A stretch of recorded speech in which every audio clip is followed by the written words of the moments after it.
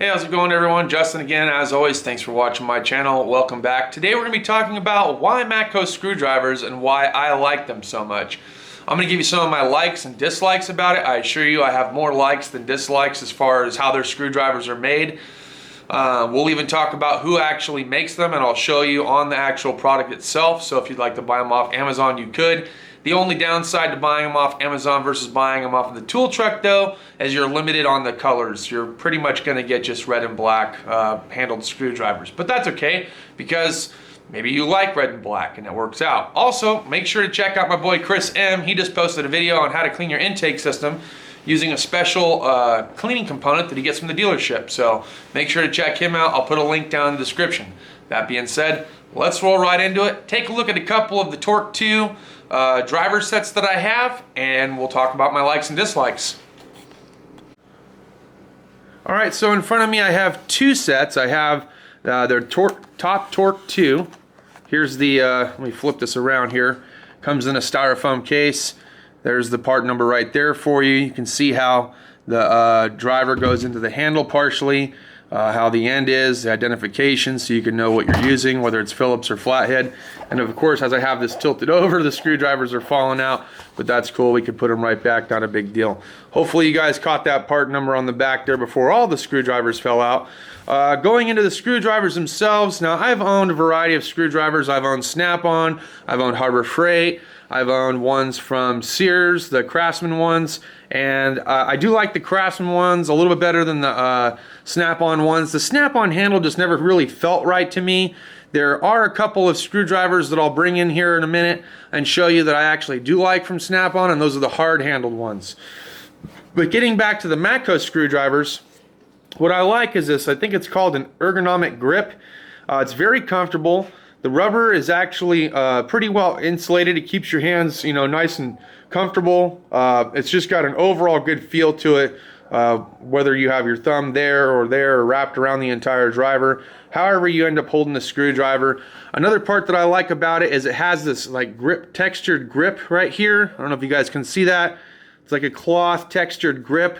So that way, in case your hands are oily, it allows for less slippage when using the screwdriver itself. What I don't like is that they don't offer a hex nut on the end of the shaft here that you can use to crack it loose, something loose with a screwdriver or something like that.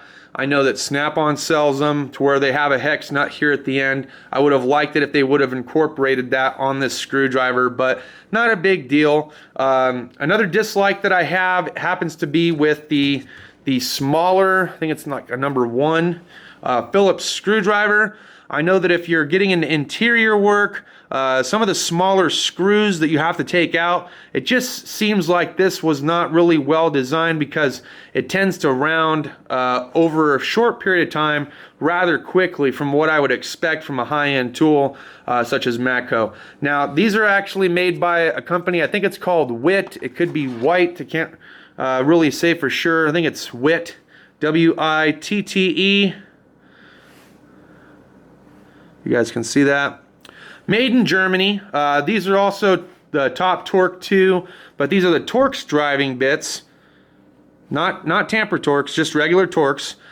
They come in handy when it comes to like camshaft bearings. I've used them for those. I've used them for interior screws, exterior screws like for tail lights and headlights and things like that. Chrysler tends to use a lot of the Torx bits for fasteners in the back for the tail light assemblies and things like that. Absolutely love these. I've had these now for a couple of years. Absolutely love them. Have no complaints with them. Loved them so much, I bought a screwdriver set that I have at work now with the orange and black handles. They look more like this style here rather than the new style here that I just picked up within the last month or two. These are actually for my at-home use, and I loved them so much. You guys can clearly see I have another set of screwdrivers, but these ones are for the house. I don't typically use these Torx drivers much anymore at the independent shop. There's plenty of people out there that actually have Torx drivers and things like that that I've been using, but I leave them here for the house because I use them here at the house. I'm trying to develop, you know, a little bit more side work and stuff like that, so I've left them here for that purpose. Also, I thought it would be good to have them here at the house to actually do this full review for you guys. Another thing that I really like about this style of screwdriver or driver is that if you're getting ready to use a Torx, like you're going to crack a camshaft bearing, cap loose, what I have done is I've actually used two of these together, and you can actually slide one end through that hole there, and you can actually crack them loose. You get a little bit more leverage, a lot more grip. It's actually really nice. Of course, you don't have to have these specific drivers. You could use a Torx driver socket and a ratchet to do that, which most of you probably end up using. These are more meant for interior and exterior work, like, you know, tail lights and interior components that have a lot of the Torx screws and fasteners within. But I use them for a variety of different things because I wanted to see what it would take, what was the maximum tolerance that they would uphold before they broke or something like that. And I could tell you that these Torx drivers are absolutely strong and amazing. Haven't had any problems with the number 2 Phillips and above. Like I said, love the design, only a couple of dislikes. What I love that they've done recently is that they've actually started putting them in this foam pad.